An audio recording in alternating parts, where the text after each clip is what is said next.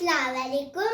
आज मैं आपके सामने मौला अली अलैहिस्सलाम का एक हिस्टोरिक किस्सा बयान करने जा रही हूँ, जिससे आप लोगों को पता चले कि जो भी मौला अली करते थे वो सिर्फ अल्लाह के लिए करते थे, वो फी सबीलिल्लाह करते थे। जंगे खंदक की बात है।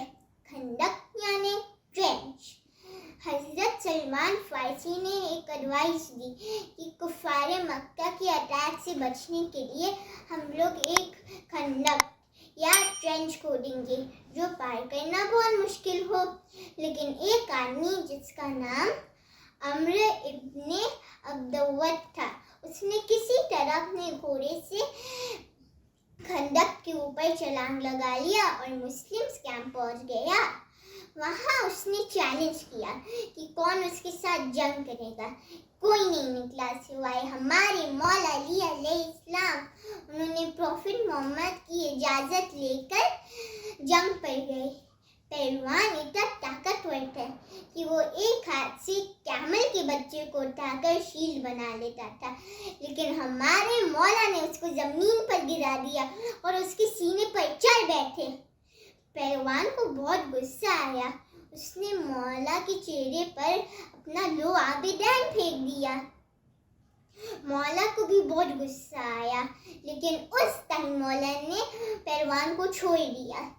जब मौला का गुस्सा खत्म हुआ, उन्होंने जाकर उस पहलवान को मार दिया। सब लोग पूछने लगे कि पहले क्यों नहीं इतने बड़े आदमी को मारा। तो मौला ने बोला, पहले मैं गुस्से में था, अगर मैं पहले मारता तो वो सिर्फ अल्लाह की खुशनुदी के लिए नहीं होता, उसमें मेरी नफ्स की तस्कीन भी शामिल होती। और जब मैंने मारा, मैंने सिर्फ और सिर्फ अल्लाह के लिए मारा, इसलिए नहीं क्योंकि वो मेरा गुनहगार था। उम्र इब्ने अब्दुवत जो आया इधर, कुछ ने मुंह फेर लिया ना देखा उधर। पास लोग कांपते थे थर थर थर, उसकी शामत को फिर उठे हैदर। चढ़ कर बैठे जो उसके सीने पर, उसने गुस्ताखी कर दी चेहरे पर। मेरे मौला ने झट से छोड़ दिया।